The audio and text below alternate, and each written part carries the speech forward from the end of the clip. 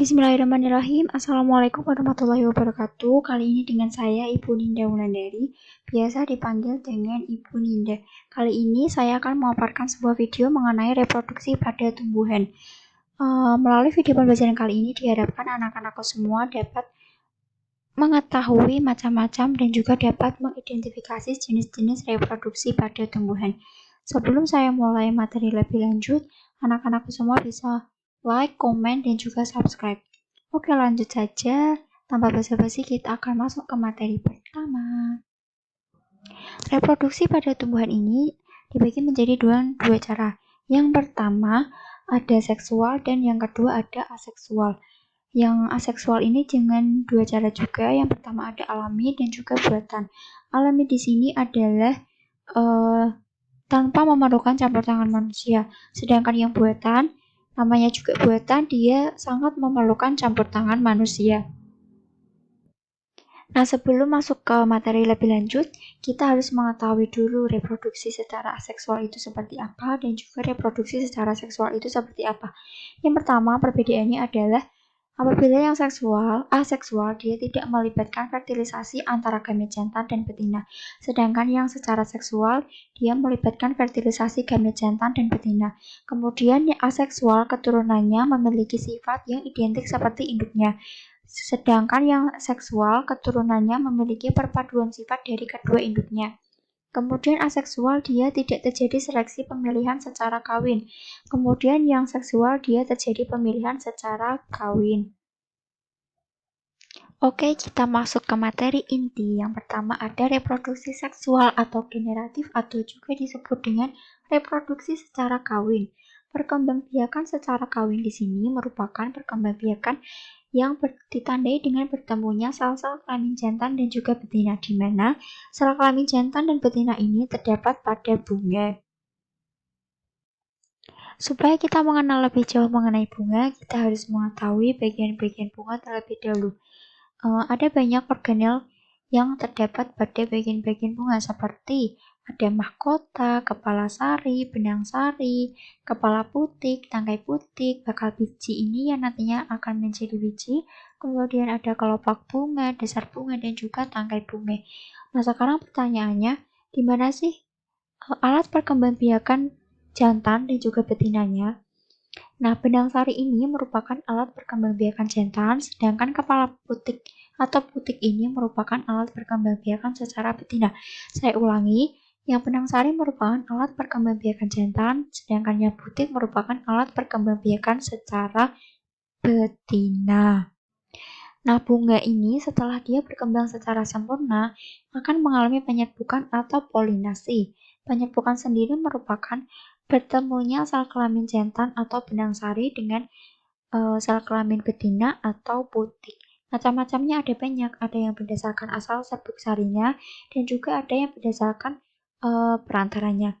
Yang pertama kita akan membahas mengenai macam-macam penyerbukan berdasarkan asal serbuk sarinya. Di sini ada 4. Yang pertama ada autogami atau penyerbukan sendiri. Ini terjadi pada satu bunga.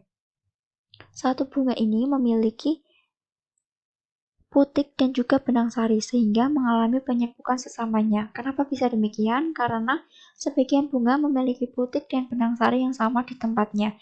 Berarti tumbuhan ini dapat juga disebut dengan tumbuhan hemaprodit. Kemudian yang kedua ini ada penyerbukan tetangga atau geitonogami. Penyerbukan ini ditandai dengan di mana serbuk sari dan putik berasal dari bunga yang berbeda. Akan tetapi masih dalam satu pohon. Jadi misalkan pohon A memiliki banyak bunga dan di antara bunga tersebut terjadilah penyerbukan. Yang ketiga ada penyerbukan silang atau alogami atau juga disebut dengan cyanogamy. Ini terjadi pada bunga yang berbeda tetapi masih dalam satu jenis. Misalkan tanaman mangga dengan jenis yang sama disilangkan dengan tanaman mangga dengan jenis yang sama juga, tetapi berbeda pohon. Itulah penyerbukan silang atau alogami atau juga disebut dengan cyanogamy. Kemudian yang terakhir di sini ada hibridogamy. Kalau penyerbukan hibridogamy atau penyerbukan pester ini, dia penyerbukannya berasal dari pohon yang berbeda serta berbeda jenis. atau setidaknya memiliki perbedaan warna, ukuran buah, dan juga sebagainya, sehingga nanti menghasilkan tanaman yang hibrida. Kemudian yang kedua, ada macam-macam penyerbukan berdasarkan perantara. Di sini ada 5. Yang pertama ada anemogami. Anemogami di sini merupakan penyerbukan yang dibantu oleh angin. Contoh tanamannya ada tanaman jagung. Kemudian yang kedua ini ada entomogami, yaitu penyerbukan yang terjadi dengan bantuan serangga, seperti contohnya bunga matahari. Kemudian yang ketiga ada ornitogami, di mana penyerbukannya yang dibantu oleh burung, atau seperti contohnya yaitu bunga dadap merah. Kemudian yang keempat ada chiropterogami, yaitu penyerbukan yang dibantu oleh kelelawar, seperti contohnya tanaman kaktus. Kemudian yang terakhir ada antropogami, yaitu penyerbukan yang dibantu oleh manusia, yang sebagai contohnya yaitu tanaman vanili. Nah, anak-anakku semua, alhamdulillah kita sudah membahas mengenai reproduksi seksual pada tumbuhan. Nah, sekarang kita lanjut ke reproduksi secara aseksual ya. Nah, reproduksi secara aseksual atau vegetatif atau juga disebut dengan reproduksi secara tak kawin. Di sini vegetatif dibagi menjadi 2, yaitu alami dan juga yang buatan. Kalau yang alami di sini dia tanpa memerlukan bantuan tangan manusia untuk menjadi anakan tanaman baru. Vegetatif di sini juga ada 6 cara. Yang pertama ada umbi lapis, umbi batang, geragi atau stolon, tunas, rizoma atau akar tinggal, dan juga tunas adventif. Yang pertama ada umbi lapis. Tahu dong ya gambar ini gambar apa? Betul banget, ini adalah gambar bawang merah dan juga ada bawang bombay. Kalau bawang ini kita belah, di dalamnya terdapat akar dan juga umbi yang berlapis-lapis. Nah, umbi ini jika ditanam akan menjadi individu yang baru. Kemudian ada umbi batang.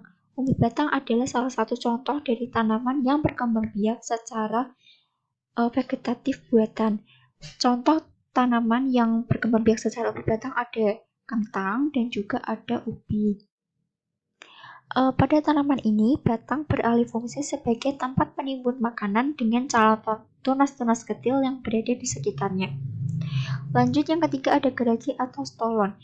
Dia ini memiliki batang yang menjalar secara terus-menerus, di mana pada ruas batangnya terdapat tunas-tunas baru. Misalnya pada tanaman stroberi, rumput teki, arpe, kangkung, dan lain sebagainya. Kemudian yang keempat ada rizoma atau akar tinggal. Nah, anak-anakku, pada masa pandemi COVID-19 ini, kita juga harus meningkatkan sistem imun kita. Salah satu tanaman yang bisa meningkatkan sistem imun kita adalah tanaman jahe. Nah, jahe ini berkembang biak secara rizoma atau akar tinggal. Nah, sebelumnya apa sih rizoma ini? Rizoma adalah tunas yang muncul pada batang tumbuhan yang tumbuh secara mendatar di tanah. Contohnya seperti jahe tadi, kemudian ada alang-alang, kunyit, tamu irang, kencur, dan lain sebagainya. Kemudian yang kelima ada tunas. Tunas merupakan tumbuhnya anak yang muncul di samping tumbuhan induknya, seperti tunas pada tumbuhan pohon pisang, kemudian ada bambu, tebu, dan lain sebagainya. Nah, yang terakhir ini ada tunas adventif. Tunas ini berbeda dengan tunas yang sebelumnya kita sudah bahas. Tunas adventif adalah tunas yang tumbuh pada bagian-bagian tertentu seperti bagian akar, daun, dan sebagainya. Untuk tunas adventif yang tumbuh di daun ini contohnya adalah cocor bebek. Kalau yang tunas adventif yang tumbuh di sekitar akar ini ada pohon cemara. Oke, kita masuk ke reproduksi aseksual vegetatif yang buatan. Yang buatan ini dia sangat memerlukan bantuan tangan manusia untuk menjadi anakan tanaman baru. Di sini ada 3 cara. Yang pertama ada mencangkok, merunduk, dan juga stek. Yang pertama ada mencangkok. Mencangkok adalah salah satu cara tumbuhan berkembang biak secara vegetatif buatan. Mencangkok berarti kita memperbanyak tumbuhan dengan cara memotong dahan tumbuhan induknya. Lalu bagian itu dibungkus dan kemudian ditutup rapat dengan plastik atau bahan lainnya. Nah, pada bagian ini nantinya akan tumbuh akar. Setelah tumbuh akar, bagian ini bisa dipotong, kemudian ditanam kembali. Contoh tanaman yang berkembang biak dengan bantuan dicangkok adalah tumbuhan dikotil atau tumbuhan dengan biji berkeping dua, di antaranya jeruk, jambu, mangga, rambutan, durian, dan lain sebagainya.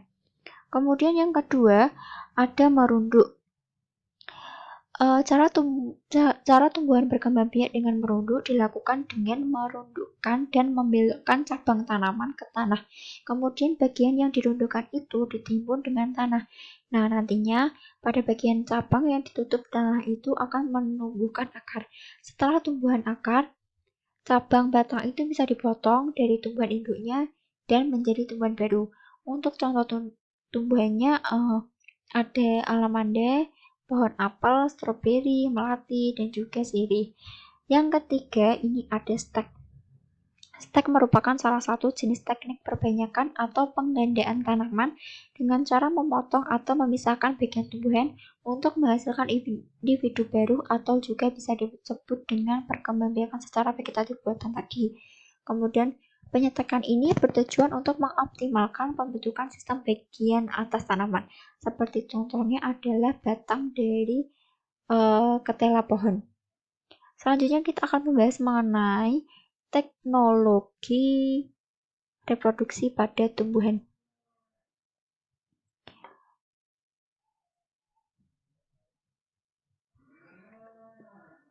Reproduksi secara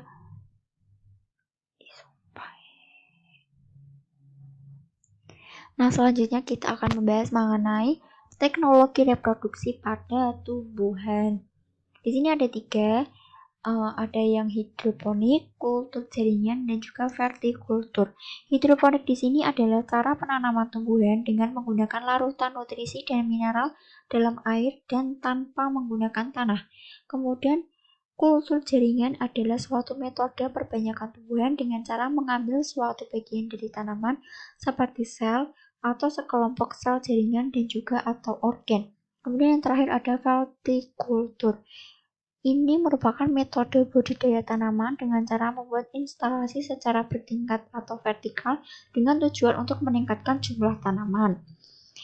Nah, anak-anakku, untuk pembahasan mengenai reproduksi pada tumbuhan kita sudah selesai. Apabila ada yang masih kurang paham bisa bertanya. Kemudian semoga apa yang sudah Ibu jelaskan dapat bermanfaat untuk kita semua. Demikian, wassalamualaikum warahmatullahi wabarakatuh.